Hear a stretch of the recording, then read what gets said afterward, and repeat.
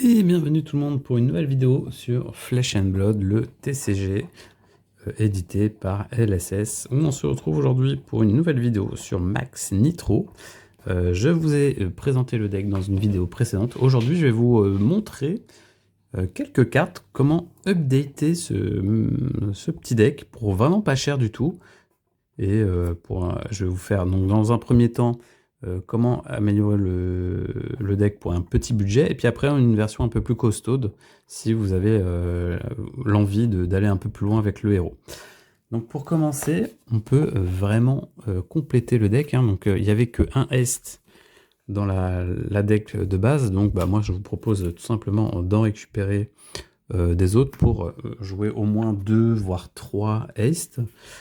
On rajoute une copie de Trottle aussi dans la decklist parce que c'est une carte commune, hein, ça vaut littéralement quelques centimes. Je vous conseille donc de compléter les Haste et les Trottle.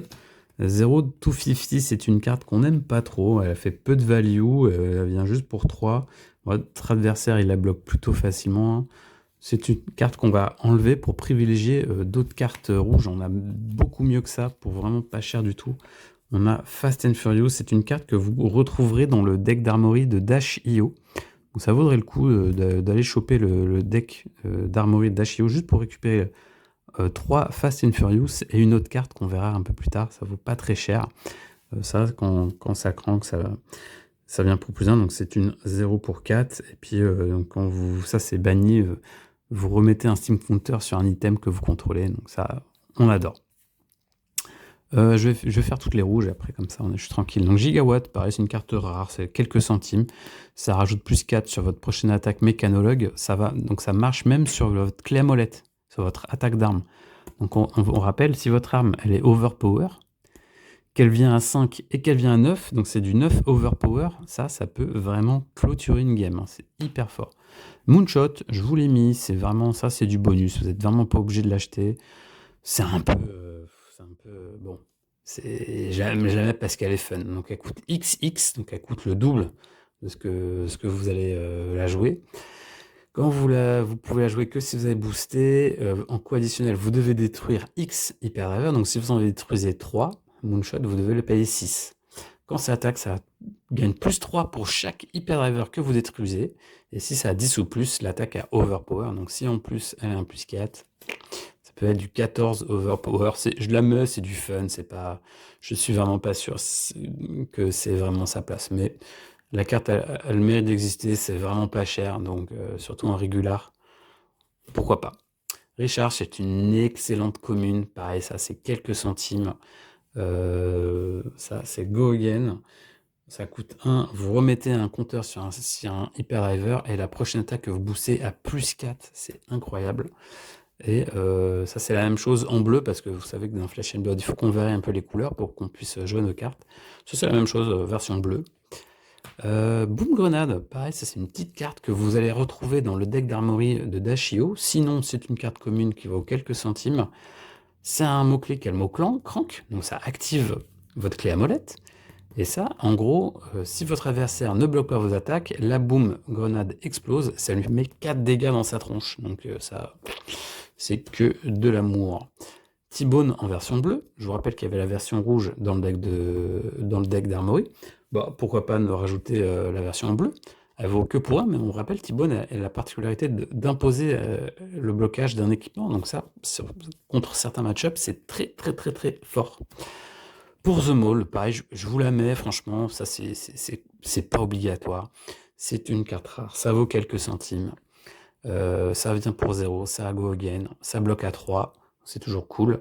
Ça dit que vous mettez un item qui coûte 2 ou moins de votre main, et vous le mettez directement en jeu. Et si vous avez boosté à ce tour-ci, vous mettez un marqueur counter sur lui. Globalement, c'est si vous voulez jouer le plan de jeu plan presse. Alors évidemment, où est-ce que je l'ai mise? Voilà, c'est parce que l'item vaut 2. Donc avec Pour the Mold, ça vous met directement l'item en jeu. Elle vient avec 3 marqueurs. Bon, pourquoi pas. Ça c'est pas pareil, à tester. Mais bon, c'est une carte qui vaut quelques centimes. Ça peut vraiment booster votre deck. Et enfin, la dernière que vous devez absolument acheter en tant que joueur de max, c'est donc les 3 Supercell. Supercell, c'est une action, ça bloque que 2 malheureusement. Donc ça coûte X, vous mettez X Steam Counter sur X hyperdriver que vous contrôlez, vous créez un hyperdriver qui lui-même a X Steam Counter, et si X est 3 ou plus, on shuffle un construct nitromécanoïde. Bon, ça, le dernier texte, pour votre deck petit budget, vous en fichez. Mais juste ça, c'est très très fort, surtout combiné avec Moonshot. Ça vous permet de faire plein d'hyperdrivers que après vous détruisez avec le Moonshot. Ça peut vraiment faire la blague. Voilà, ça c'est vraiment pour une, allez, je vais dire pour même pas une dizaine d'euros. Vous avez votre deck vraiment, qui est vraiment cool pour venir en armory à la boutique. Tant que j'y suis, il y a carton rouge pour LSS, parce qu'une nouvelle fois, ils nous font un deck d'armory, mais ils ne pensent pas aux magiciens. Malheureusement, dans ce jeu, il y a des magiciens qui vont vous faire des dommages d'arcane. Donc, vous êtes un peu obligé d'acheter ces 2 équipements. Celle-là vaut un petit peu cher, la visière tronique, mais je pense que vous pouvez la trouver à moindre coût. Elle a été éditée dans HP1 de mémoire, HP1, donc elle existe, elle existe en français, en anglais, dans toutes les langues. Elle vaut pas très cher. Pourquoi on la joue? Tout simplement parce qu'elle a Arcane Barrière 2.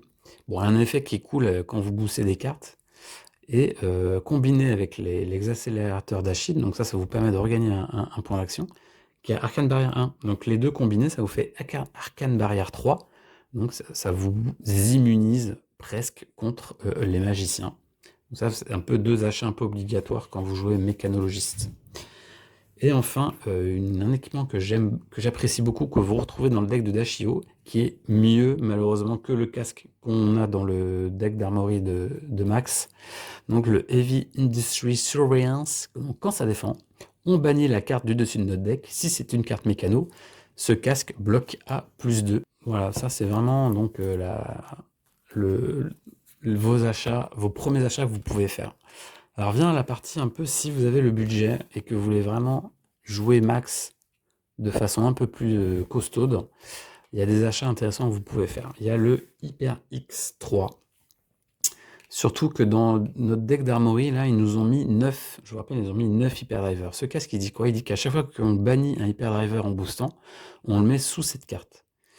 Une fois par tour, quand un hyperdriver est mis au-dessous de cette carte, s'il y en avait déjà 3, on pioche une carte.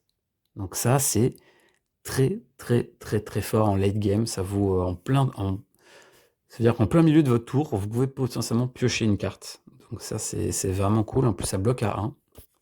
Pourquoi pas? Et en plus, ça rentre dans un plan de jeu que je vais vous expliquer ensuite. Un équipement torse mécanologiste, un des plus importants que vous pouvez acheter, c'est le cœur de fonderie Teklo. Donc le Teklo Foundry Earth en anglais. Donc ça dit que une fois par tour, on ne peut le faire que si on a banni une carte. Vous payez 1, vous l'inclinez, vous bannissez 2 cartes. Si les 2 cartes que vous bannissez sont mécanologistes, vous gagnez 2 de pitch. En gros, vous gagnez un pitch par 4 mécanologistes que vous bannissez. Donc ça, c'est en gros pour 1, vous gagnez 2. C'est très fort. En plus, on bannit des cartes. Je vous rappelle que nous, on cherche à bannir. Donc c'est très fort. Ça bloque 2, puis 1. Donc c'est vraiment c'est 3 points de vie supplémentaires. Ça, c'est primordial. Alors, j'ai mis les maximum velocity. Bon, c'est pas obligatoire. Ça bloque 10, enfin, ça bloque 3. Ça attaque à 10. Donc, dans certains match-ups, c'est important d'avoir des poppers. On appelle ça des poppers, c'est-à-dire des grosses attaques qui détruisent les cartes fantasmes. Donc, c'est les illusionnistes qui jouent les cartes fantasmes. Donc, en l'occurrence, aujourd'hui, on a 1, 2, 3. On a prisme. Donc, ça détruit les attaques de prisme. Et ça dit que si vous avez boosté 3 fois sourcil, ça vient pour 10, ça coûte que 2. Bon, c'est bien de les avoir. En plus, vous en avez un dans le deck d'armory de Dashio, ils en ont mis 1 ou 2, je crois. Donc, why not? Et enfin, on a les BIOS Update. Ça coûte un peu cher. C'est genre 5-6 euros. Ça coûte 0, ça bloque à 3. La prochaine attaque que vous boostez à +3. Et si vous bannissez un item en le boostant, vous le mettez directement en jeu. Donc ça, c'est hyper fort. Ça marche même sur votre clank press. Donc, très très fort, très très bonne carte. Et enfin, on a le Master Cog. Donc ça, bon, c'est vraiment pour les collectionneurs, c'est la Fable. C'est la carte Fable de l'édition... comment elle s'appelait déjà cette édition? Bon, bref. C'est une carte qu'on peut avoir qu'en un seul exemplaire. Ça ne bloque pas, hein. C'est juste une carte de ressources. Ça dit que quand vous la pitchez, on met un Steam Counter sur un item que vous avez, qui a le mot-clé Crank. C'est hyper fort. Et enfin, donc vos 3 plus gros achats que vous pouvez faire, donc c'est le Construct Nitro Mécanoïde. Qu'est-ce que c'est que ça? C'est une action qui coûte 4. Ça bloque à 3. Ça dit que vous transformez donc votre tête, votre chest, votre bras, vos jambières, votre weapon et 3 hyperdrivers que vous contrôlez. Vous les détruisez et vous vous transformez en nitromécanoïde et ça a le mot-clé go again. Donc vous pouvez ensuite après continuer d'attaquer. Et donc là, on se retourne et on se rend compte qu'on a 5 d'armure. Donc ça devient votre arme, hein. Ça devient votre équipement. Ça devient votre weapon équipement. Ça devient et votre armure et votre weapon. Donc c'est un peu trop cool. En fait, vous êtes un gros méca. Ça déchire quoi. Donc ça bloque à 5, ça attaque à 5. Ça dit que en action, vous bannissez une carte qui est sous cette carte-là, donc toutes les cartes qu'on a détruites avant en fait. Ça attaque pour 5, overpower, donc le gars il peut défendre qu'avec une carte. Voilà, c'est ça, en fin de game, ça tue tout, hein. C'est très dur de résister face au nitro. C'est dur à faire, mais une fois que vous êtes transformé, c'est la fiesta. Et enfin, donc l'item qui va avec, donc c'est les Galvanic Benders, donc c'est un bras. On les met parce qu'ils sont matériels, ça veut dire que quand ils sont sous un permanent, le permanent a plus d'un d'attaque, donc ça fait que votre nitro il attaquera à 6 au lieu d'attaquer à 5. Voilà, ça c'était pour la version gros budget de Max, donc c'est la version que moi je vais jouer personnellement, puisque je suis joueur mécanologie, donc j'ai la chance de jouer Max depuis longtemps. Et bah, je vous invite à me poser des questions sur le Discord de la boutique ou directement dans les commentaires, puis je me ferai un plaisir de vous y répondre. Voilà, merci d'avoir regardé jusqu'au bout. Pensez au petit pouce. Je vous retrouve à bientôt pour des futures vidéos sur Flesh & Blood.